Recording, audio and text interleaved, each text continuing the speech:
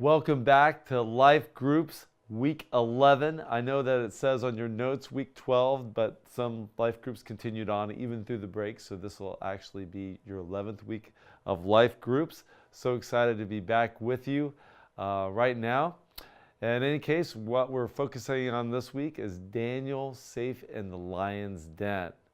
Before we get to that, I just want to really emphasize that we're going to be starting our life group evaluation process. This isn't as maybe ominous as it might seem. What we really want to find out from all the members and the leaders, what are the things that you like most about life groups, 3 things you really like most about life groups, 3 things that you'd like to maybe change about life groups in the next season, and then maybe 1 or more of the most impactful moments that happened in your life group this season. So we just want to get a broad survey of what people, leaders, and members alike think about our life groups, and you can find all the information at ccsb.webconnects.com/lifegroups. Of course, I'll be sending that link out to all the members and all the leaders this week. If you could do me one favor in your life group this week, is to direct them to that website if they haven't already gone there. They should have received an email if they're part of the study. It would be really nice if you gave people 5 minutes during the study in order to just go on their phone to fill out the life group evaluation. That would be absolutely wonderful.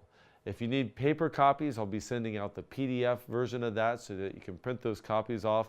If you don't have a printer, of course, we can make copies for you at the church as well for those people that may not use computers or anything like that. So we want to get as many people as possible to participate. But if you could just make some time during the life group, either at the beginning where people are sitting around, just direct people to that website so that we would be able to have as many people giving us feedback and input on the life group season. Thanks for that. That's really going to help us make our life group better. Again, we're safe in the lion's den in this chapter, Daniel chapter 6, verse 15 through 28. I had a couple great questions that I got from the applications that Pastor David mentioned. First is that Darius mentioned Daniel as somebody that served God continually. The application that he brought out, I thought was wonderful, is where are those in our lives? Are we serving God continually? Or where do we have those areas and challenges being consistent in our service to God? Can you point out an area in your own life which you believe that you're challenged to continually serve God in, that maybe you're not measuring up to the standard that you believe the Lord would want you to have? Well, that's a great thing to talk about and maybe get input from the other members of how they might help you with that, whether it be prayer, whether it be honesty, whether it be any other area of your Christian life that you feel like you want to serve God in a more consistent fashion.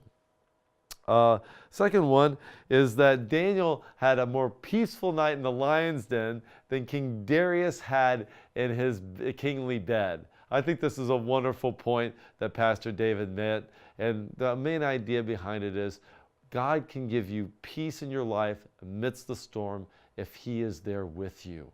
And where have you gone through severe circumstances in your life where you really sense the peace and the presence of God in your life? I think that's some great things to talk about within your life group.